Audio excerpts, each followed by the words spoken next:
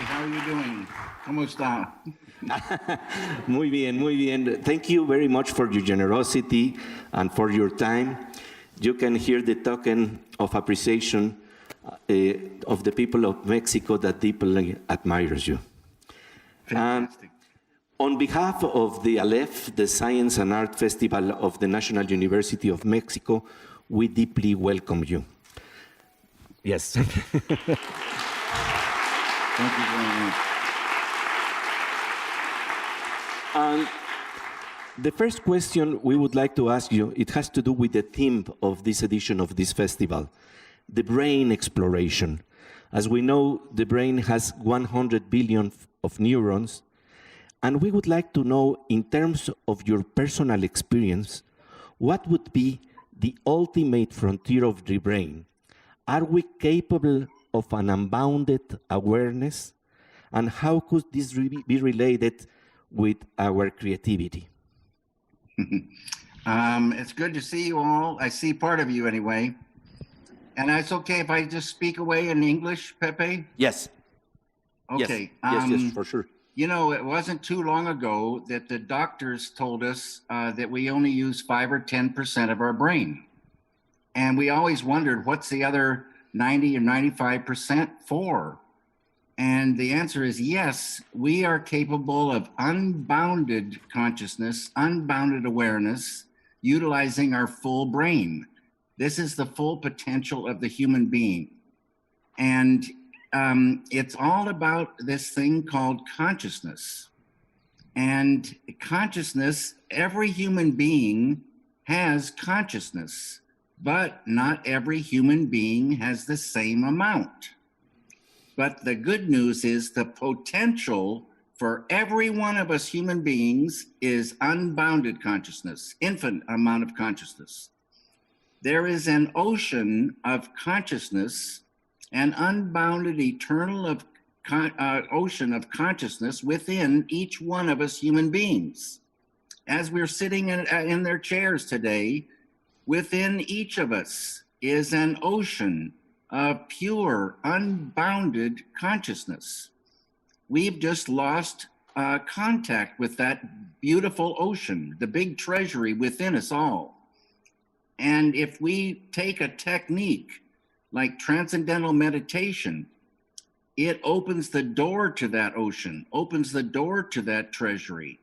And every time a human being experiences that ocean, dives within and experiences that, they infuse some and they begin to grow whatever consciousness they had to begin with. They begin to truly expand consciousness.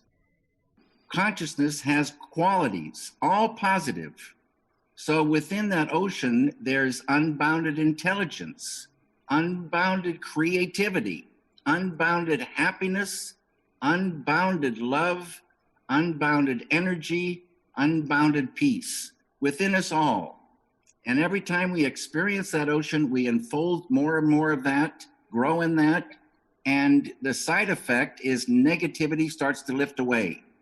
Stress, traumatic stress, anxieties, tension, sorrow, depression, hate, fear, all these things start to automatically lift away the more of that vibrant consciousness we unfold. We dive into pure creativity, an unbounded creativity. Common sense would tell us that we would get more creative if we could experience that creativity every day that lives within us. So it feeds the work, feeds the life, and you get more energy for your work, you get more ideas for your work, you get more love that helps the relationships as you work. You get happier in the doing. This is so important. You start enjoying life. It's a very, very beautiful thing. And how do you catch the big fish? How do you catch these big ideas when you go into that level? Personally, in terms of your creativity. Ideas are the number one thing. I always say we don't do anything without an idea. And there are trillions and trillions and trillions of ideas waiting for us, coming up like fish. when you look at the ocean, you don't necessarily see all these fish, but if you go inside the ocean, there's thousands and millions of trillions of fish. Same thing with ideas. An idea is a thought, and these ideas, they can be an object. You can see an object in your mind. They can be a sound. They can be moving pictures. They can be a character. You can hear the way they talk.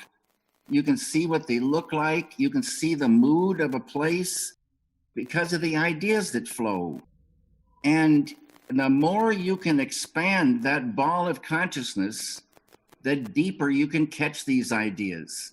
And I always say that deeper you can go, the fish are bigger. The ideas are more is in the idea. And how you catch them, we don't know an idea until it enters the conscious mind. And, if you could expand that, you're making the subconscious conscious. Think of the ideas we could catch if we expand that consciousness more and more.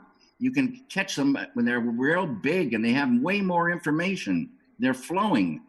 And so catching the big fish, it depends on how long your line is and what's on the hook. And I say a desire for an idea is like a bait on a hook. So if we just desire ideas and we can expand that consciousness, we make more power to that desire. Some ideas will come in that we'll fall in love with. And once we catch one idea, it's more of a bait on the hook, and it'll attract more fish. And it's a lot like fishing, catching ideas.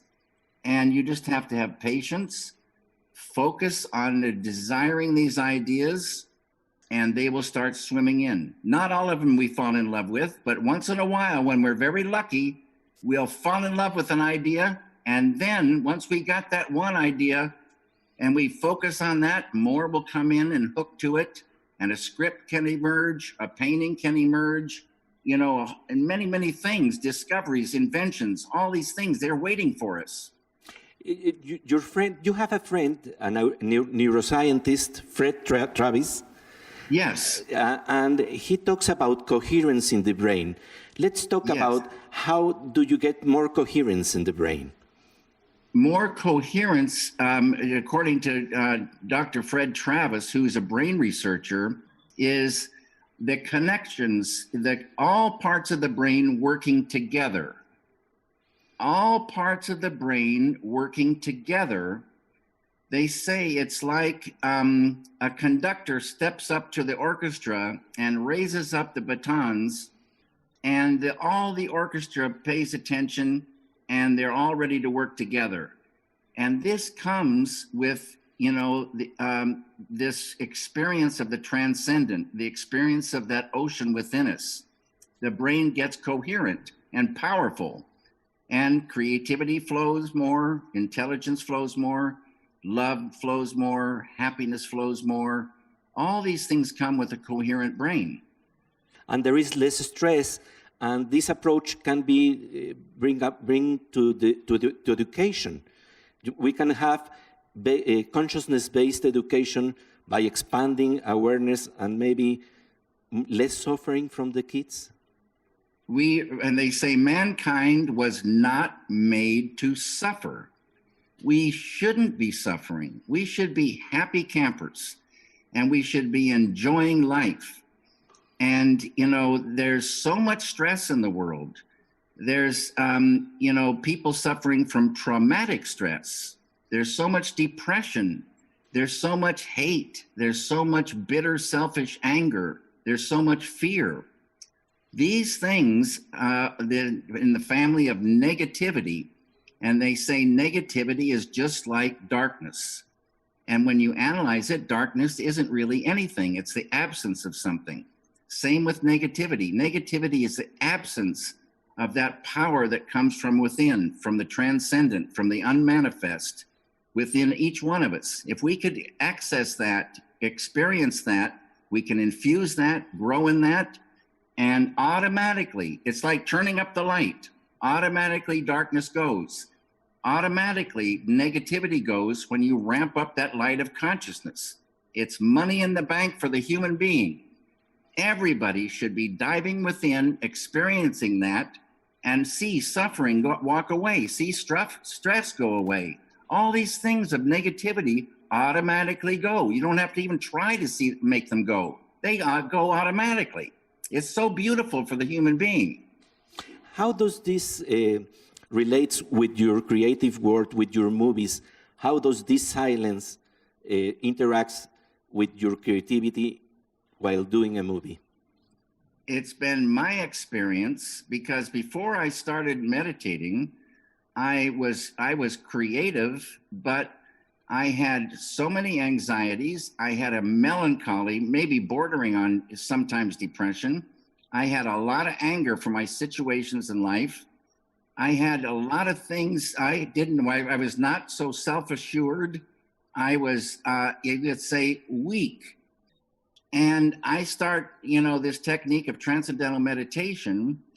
Within the first 2 weeks, the anger left. I always took this anger out on my first wife. And she came to me one day and said, "What's going on?" And I said, "What are you talking about?" She said, "This anger, where did it go?" And I didn't even try to get rid of it. I just started treating her better. I thought it was just normal, but I realized that I wasn't having this anger. I started getting happier in the doing of things. I started getting more ideas. I say negativity is the enemy of creativity. Negativity squeezes the tube that the ideas flow through. And when you're really, really, really filled with bitter anger or real depressed or so much stress and tension, you don't feel like working, and you don't get those ideas, and you're sort of miserable. You start transcending every day. Ooh, that tube opens up. The ideas flow through. You feel so much better in your body. The heavy weight of negativity lifting, it gives you a sense of freedom. It serves the work. You get more energy for your work. You get more ideas. Your relationships with the people you're working with improves. You have a way of working that's nicer, and you have a set that feels good for people, so they can really do their work and serve the ideas. So I find it's like super important to get that golden key that opens the door to the treasury within, and I love it. Let's open the session for questions for the public. So sure. I will ask Uri to do a question. Hello. Yeah, it's a real pleasure, truly an honor. Well, let's get to the point. And talking about negativity, when there is depression, like you said, and anger, you have a very interesting, and it's the suffocating rubber clown suit of negativity. How can you create despite that clown that dominates even your stories? And how do you keep your balance so that rubber clown doesn't enter your dreams and it doesn't haunt you in your daily life? That's a very good question. I say the artist doesn't have to suffer to show suffering. And that's real important. People say, well, there is a lot of suffering in people suffering in my films, and a lot of negativity in the films, but there's also a lot of positive things too, and a lot of beautiful things. So a lot of stories hold contrast. Stories have been told since the dawn of time. And stories are always going to hold these things. The human condition interacting with characters, it makes a story. But you yourself don't have to suffer to show the suffering. And you can enjoy shooting scenes or writing scenes with a lot of suffering, and because it's part of the story. But you don't have to suffer to show it. Okay. Thank you very much. Gabi. Hi, I'm Gabriela. It's very, very nice to meet you. An honor. Good to meet you, Gabriela. Thank you. So you have said before in your vocabulary, the first spark of an idea is like a bulb light. How do you connect the dots between the ideas, between the different phosphorescent fishes? I'm thinking about, for instance, the images that put in motion Blue Velvet and some other of your movies. Okay, so in the cartoons, they show a lot of times when someone gets an idea, they show a light bulb going off. And it's like that, you know, for all of us experience getting ideas, thoughts come, and sometimes the thought is something that catches us and we say, that's a great idea. And so, like I was saying, if you have a ball of consciousness this big, you won't know the ideas until it enters the conscious mind. And then the light bulb will go off. And when you get an idea, you see it, you feel it, you hear it, it comes with a lot of information. And, but it might only be, which is my experience, only a fragment of a whole script, say. So, but you love this little fragment. This fragment holds magic for you. You love it like a beautiful little fish. And now that you've caught that idea that you love, you have just to think about that idea and it'll attract others. And the next idea will come and it'll hook onto that first fish. Now you got two fish and something starts emerging. It's like a puzzle. You get one piece of the puzzle and then you get another piece and another piece, and suddenly you see something emerging, and then it kind of go faster. But it's like, I always say, it's like someone in the other room has the puzzle all together and they throw a piece in and you put them together. It's like that. It's like that. Thank you very much. El físico Gerardo Herrera, the physicist Gerardo Herrera is going to ask you a question. Hi, David. Hello. You just said that negativity and suffering reduces the power of creativity. I was wondering how you explain Vincent van Gogh with a life of suffering. It's a very, and very great good creativity. question. Okay, that's a perfect question. Let's talk about that dear Vincent van Gogh. When he was out painting, he was not suffering. He loved to paint. That's probably the only happiness the guy had. No one was forcing him to go out there. He wasn't going out there to suffer. He was going out there to get some happiness in doing what he loved. Bless his heart. There's a lot of suffering in his life, but he was not suffering when he was painting. He was painting some great, great things.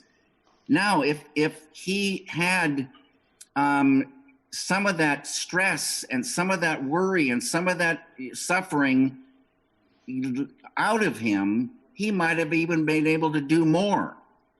It wasn't any of the suffering that caused him to paint so well. It was his brain working and looking at what he saw and getting ideas and painting those things that came out. And a happiness came to him, I'm sure, when he was doing them. So suffering did not bring the good art. And if he wasn't suffering, I'd say he would have brought more. Thank you, David. You bet.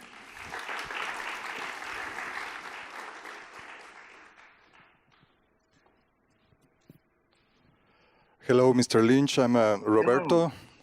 I'm a Roberto. big fan here. Big fan here. I have to say that. I just want to know.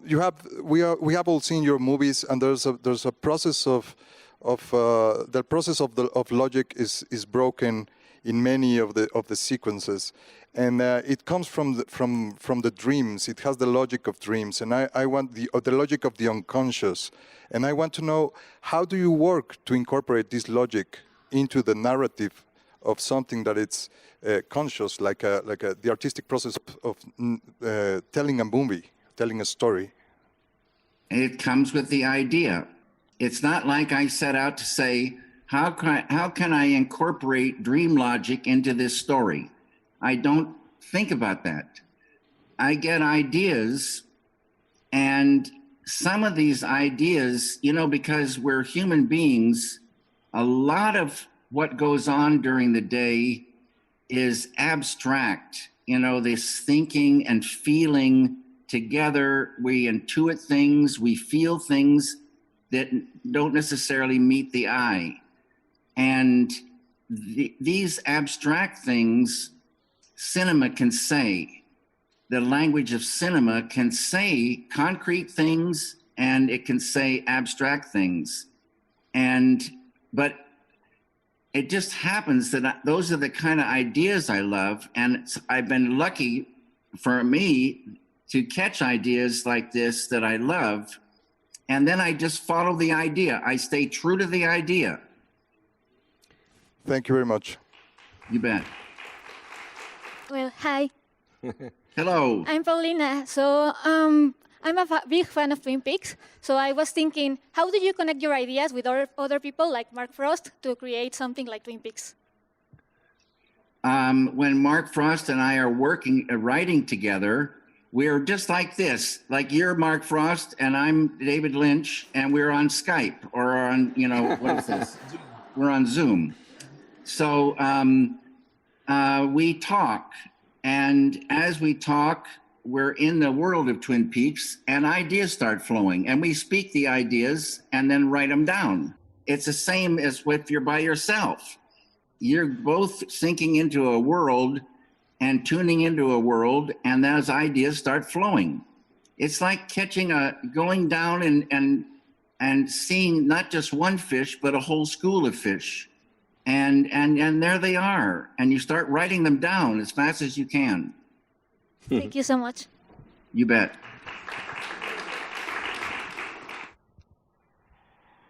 Hello, David Lynch. Thank you very much for this conversation. You bet. I am Jesus Ramirez, a clinical neuropsychiatrist, and I think that your work has shown us the many layers connecting the spirituality and the pain of the world. Can you tell us why it is important to show these many layers of the pain of the world? Well, again, it's ideas that I fall in love with. I don't, I guess the stories hold, like I said, a lot of suffering. But I really believe that there is a way out of suffering, and not only a way out of suffering for me and each one of us individually, but there's a way for peace on earth by enlivening that field, that unified field. They call it, the quantum physics calls it the unified field, the transcendent. They call it the kingdom of heaven, which lies within. They call it the self with a capital S, know thyself. Many names for this field within each one of us. And when you practice transcendental meditation, the mantra takes you through many layers, deeper levels of mind, deeper levels of intellect, and at the border of intellect, you transcend, you experience that ocean. The world is made up of many, many, many dimensions, the field of relativity, many different dimensions. That's all fine and good. We want the thing underlying the field of relativity, non-relative absolute. That's our big friend. We want to visit that place, experience that, infuse that, and grow in that, and thereby unfold our full potential as human beings, which is a very spiritual thing. And it's physical, emotional, mental, and spiritual all at once. It's so beautiful, and it's there for every human being. Thank you very much. Thank you.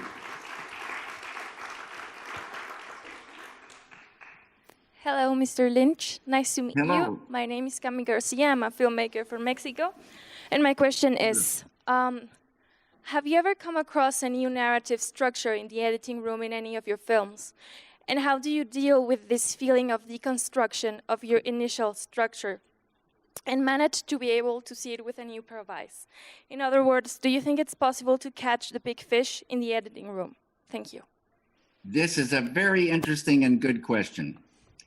I say a thing is not finished until it's finished. And along the way of making a film, because it takes a long time, the idea is driving the boat. And as you go along, you try to stay true to the idea and get every element to feel correct. But you're always watching, always feeling, and lo and behold, one time you could get an idea conjured by what you're doing, working on, that is a new idea that's, you wonder how come you hadn't, this is like so important to this film. You could get an idea along the way. And so every process has the potential of giving more if you stay on guard. And in the editing room, as you're putting stuff together, you could say, oh my goodness, something is happening here. If I move this thing here and I bring this up around here and I make this thing here, I change a few things here, I got another whole giant thing going. Yes, it's possible. Thank you. Hi, Mr. Lynch. I'm Lucy. I'm a huge fan of your work. And, well, my question is kind of a two thing. It's speaking about creativity. How would you say that the environment that the individual is in plays a role into catching the big fish? For example, in your book, page 32, you speak so beautifully about Los Angeles. And I get that because I love the city of angels myself, too. So how would you say that LA helped you catching your big fishes? That's a good question. I think our environment plays a big role in that our environment should be one that we like, that we feel good in. And the better we feel, the more those ideas are going to flow and the better we'll feel about working. So the environment plays a role, but it doesn't play as big a role as that ocean within us all. As you're sitting there or you're standing, there's this ocean inside that's our biggest friend. And you just have to go visit that friend, twice a day, and you'll be amazed how good you feel no matter where you are. Thank you. That when you're talking about it, this brings also intuition and brings also friendship with persons that you never met. When you met Fellini, you had that kind of connection. How does that happen? I think, well, naturally, I would want to be friends with Fellini. He's a really special human being, but every human being is special. And the more of this consciousness you have, the more of that happiness you have and that love, you dive into universal love every day. So everybody starts looking more and more like a friend than an enemy. And the world looks better. The world looks friendlier and better, more cheerful. And so everybody looks, and another thing, the strange thing happens, you meet people and you feel like you've met them before, but you haven't met them before. But everybody starts looking somewhat, not everybody maybe, but sort of familiar. It's a beautiful thing for us human beings. And a time can come when you could travel anywhere in the world and meet a friend, not an enemy. And that's what we need in this world. And that's what I'm, trying to, help, along with a lot of others, work toward. And that's what happened with you when you met Fellini at the hospital and he felt Yes. you. You want me to tell you that story? Yes. Okay. I was making a commercial in Rome, Italy, and I was working with a DP called Tonino Delacoli, who I'd met before with Fellini. And I heard that Fellini was ill in a hospital in the north of Italy, and he was going to be moved very soon, that next day, to Rome. And I asked the people there who had worked with Fellini, do you think I could go say hello? And they said, well, David, I don't see why not. So a thing was organized. To make a long story short, on Friday evening in the summer, it was, say, maybe 6:30 or 7 o'clock in the evening, beautiful, warm, sun low in the sky, but beautiful, warm light and a warm temperature. We arrive at this Italian hospital with many, many people out front.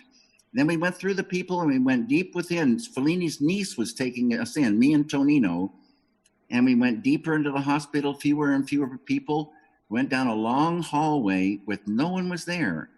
And Francesca, his niece, said, I'll go in and see if he can see you now. So she went in and came back out and said, Fellini will see you. So Tonino and I went in, and Fellini was sitting in a wheelchair, sort of like chair, between two single beds and a little table in front of him. And a man named Vincenzo was standing over here. And Vincenzo was a journalist, and I met him several times since then. Tonino went to talk to Vincenzo, and I sat down opposite Fellini, and he took my hand and held my hand. For a half hour, we talked. It was so beautiful. And as such an honor to be able to, sit with him. And after the half hour, time was up, and I said, Mr. Fellini, the whole world is waiting for your next film, and said goodbye. And I left. And shortly thereafter, I went back to Paris, and that was on a Friday night that I saw Fellini. On Sunday, I heard on the television that he went into a coma, and he never came out of that, and he died. So I felt doubly fortunate to have seen him, had the chance to see him, when I did. But it was a beautiful meeting. This means to touch each other. That's the importance of being open to the silence that is in the touch other. Each other, not necessarily always physically, but touch with the heart for sure. Thank you very much. One last question, because David Lynch told us it would be a half-an-hour session, so this will be the last question. Hello, David. My name is Mauricio. Hello.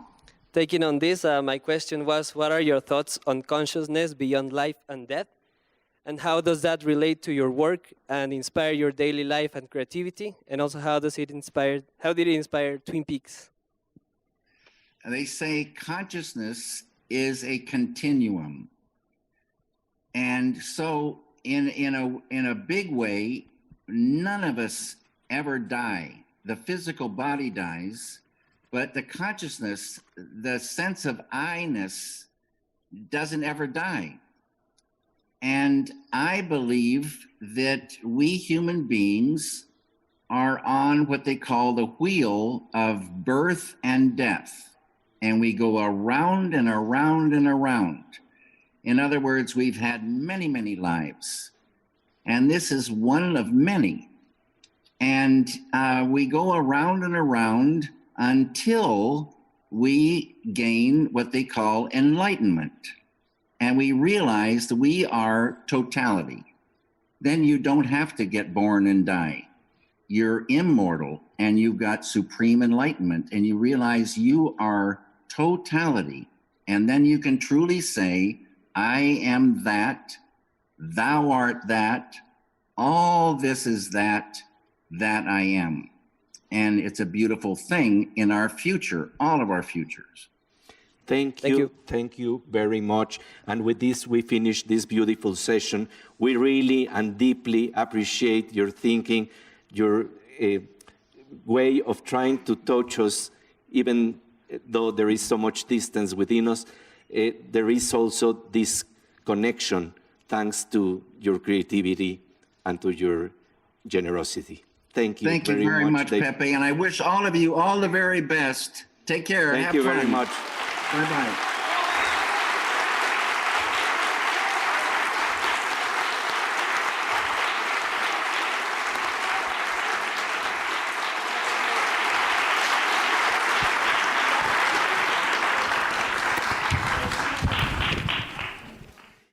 Bueno, creo que fue muy emocionante. Disculpen que no pudiéramos tener todas las preguntas que hubiéramos querido tener, pero fue muy generoso con su tiempo. Déjenme decirles que David Lynch originalmente nos había planteado 15 minutos nada más y lo expandió incluso más de media hora, porque sí, estoy consciente del tiempo.